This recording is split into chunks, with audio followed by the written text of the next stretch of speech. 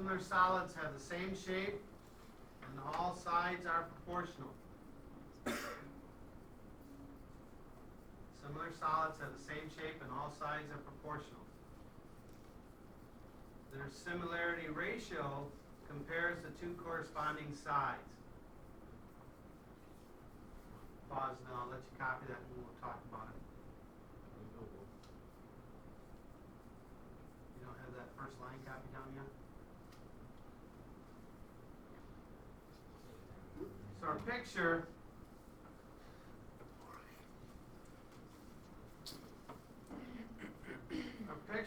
is a red cube and a blue cube. The red cube is 2 inches on each side, so 2 by 2 by 2. And the blue cube is 3 inches on each side, so it's 3 by 3 by 3. And so if I want to write the similarity ratio compares two corresponding sides. So the book will give you a blue and a red sometimes, and they'll tell you which way to go. They'll say compare, what's the ratio of red to blue? Or what's the ratio of blue to red? Or they might say, what's the ratio of the left one to the right one? Or they might say, what's the ratio of the big to the small, or the small to the big? If they tell you which way you have to write it, then you have to write it that way.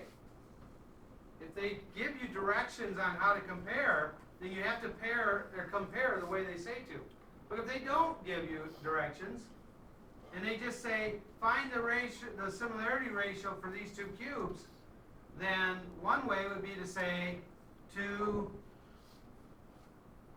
to 3.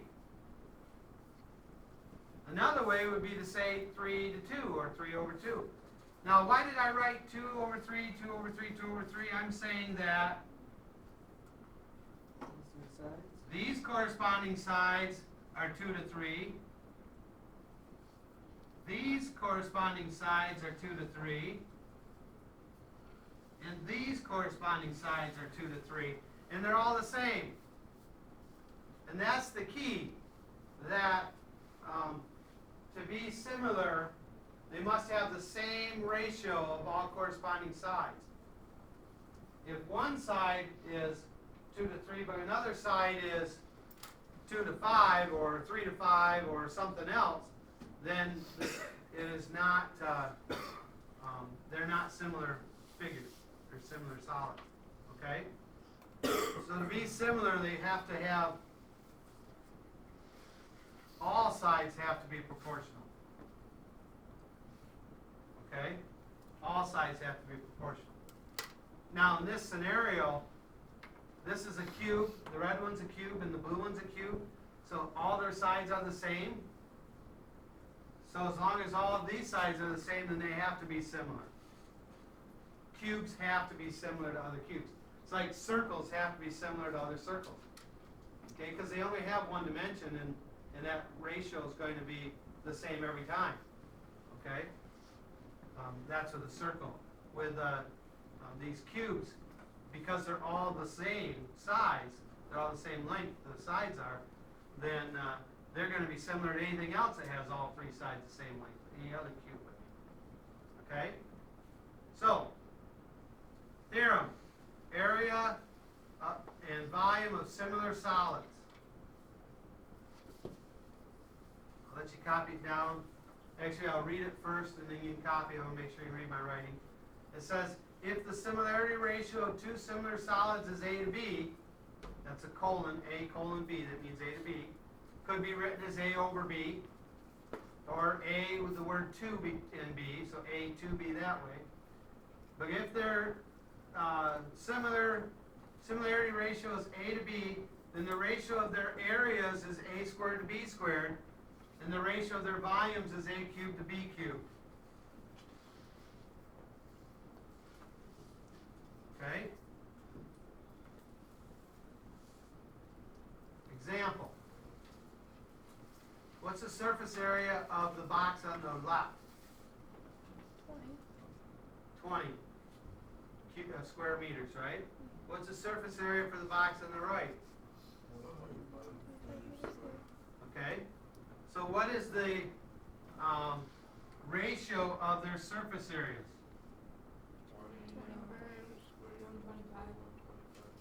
Okay? Does that reduce? Yeah. Yep. By 5. Divide both by 5, so I get 4 over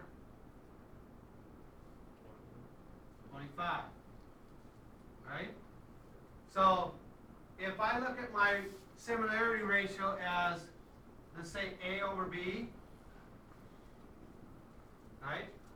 My similarity ratio is A over B, then what does this ratio represent? This one here, sorry. I was pointing, but you can't see that if you're watching at home. What does 4 over 25 represent? If the ratio of the similarity is A over B, what is 4 over 25? C over D? No. Same thing, you just have a variable.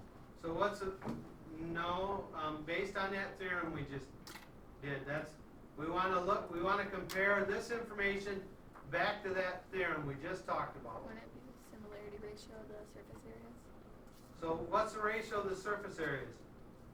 4 over 25? Okay, what's the ratio in the formula of surface areas? Go back to your formula. 4 squared. Louder. A squared to B squared. A squared over B squared. So that means this represents A squared over B squared because these are areas. Okay? So, I'm trying to find volume. right? So. But to find volume, I have to know my ratio of similarity. Or my similarity ratio, however you want to word it. It means the same thing. It's funny, I had one book for 10 years that taught it as ratio of similarity, and now this book just calls it the similarity ratio, and I'm always going back to this. So if A squared over B squared is equal to 4 over 25, what's A over B going to equal?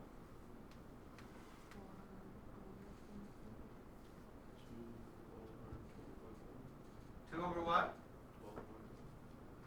12. Really? Somebody help Gavin with the squares. 2 over what? Why 5? Square root of 25 is 5, and the square root of 4 is 2. So my ratio of similarity is 2/5. Okay?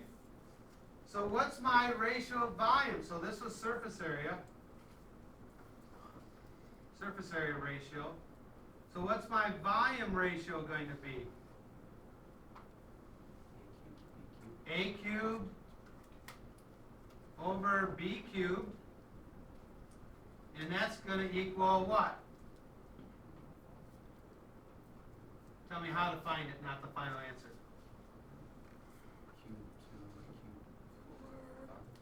Cube 2 cubed over 5 cubed. Please don't tell me that's 4 again. What's 2 cubed? 2 times 2 times 2 is 8. 5 times 5 times 5 is 125. So the ratio of my volumes is 125. Did this question ask for ratio of volumes? No. No, but they asked for the volume, didn't they? Yeah. And I can't compare volumes unless I have the ratio of the volumes, which I have here now. You cannot use a one-dimensional ratio to find volume, which is three-dimensional. You can't use a two-dimensional ratio to find volume, which is three-dimensional. You can't use a three-dimensional ratio to find area, because it's two-dimensional.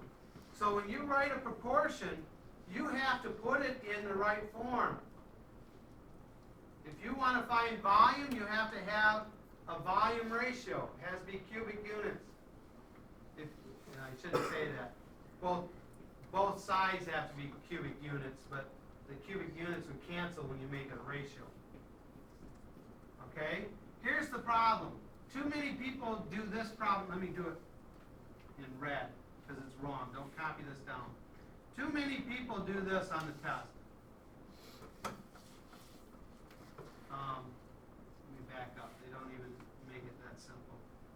say 20 over 125 equals 8, no.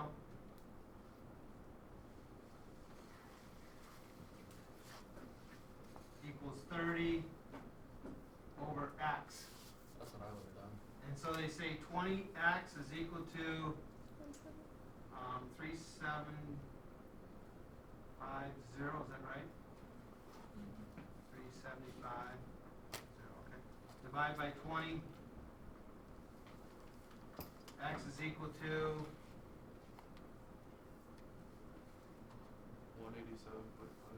187.5. Thank you. And then, if they're really good, they'll put units on there. Still wrong, but if they're really good, they'll put units on there. Okay? Yeah, well, a lot of you would have done it. And unfortunately, a lot of you will still do it. Unless somehow I can break this cycle with you guys that have never been able to break before. Too many people don't do their homework and they don't practice this. And then when they get to the test, they just grab whatever numbers are in the problem and try to put them together and solve. And you can't do that. In this problem, you have to... Oh, come on. None of you are going to hook together?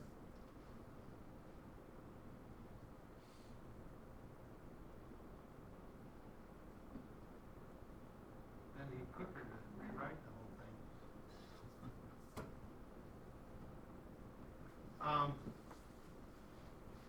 In this problem, you have to do all this groundwork to find the ratio that you're looking for. This one right here. The ratio of the volumes. If you want to compare volumes, you have to compare the ratio of the volumes. Okay? And we have to get that from the information they gave us. And you can't go directly from area to volume. I shouldn't say it can't be done.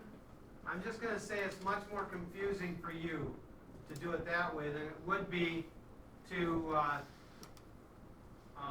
find the ratio of similarity first by square rooting the ratio of the areas and then cubing them to get the ratio of the volumes.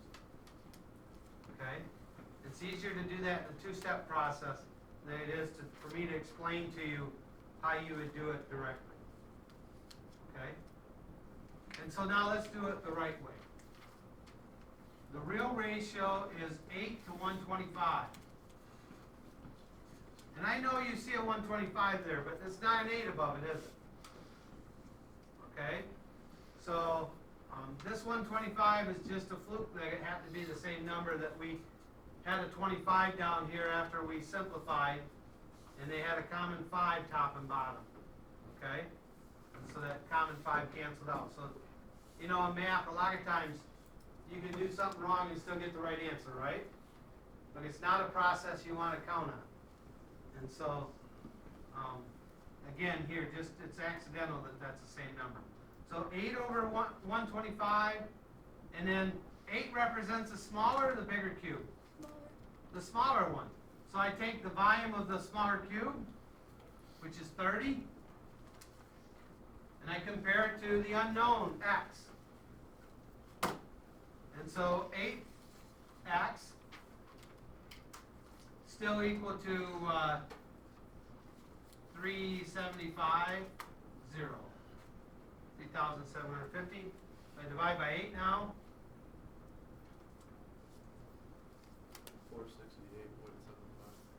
468.75.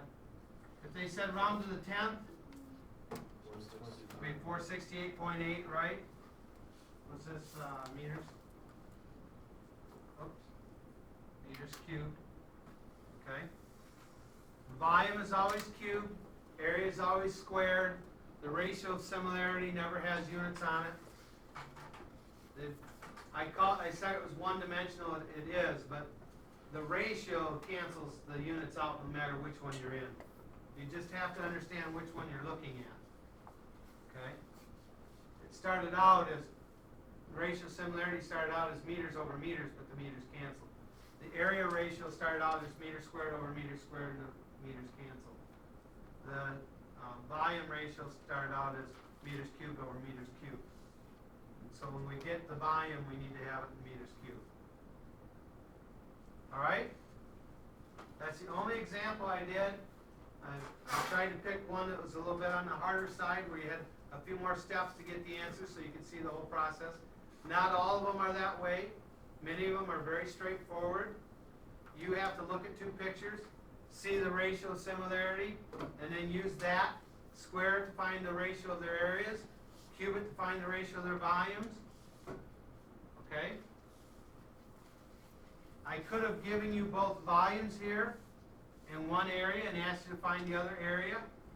You would have done the same process. You would have had a cubed over b cubed. You would have cube root in each side, or each top and bottom, and then squared it to get the ratio of the areas. So the very similar concept. Okay? All right. Let me pause things. That you're gonna do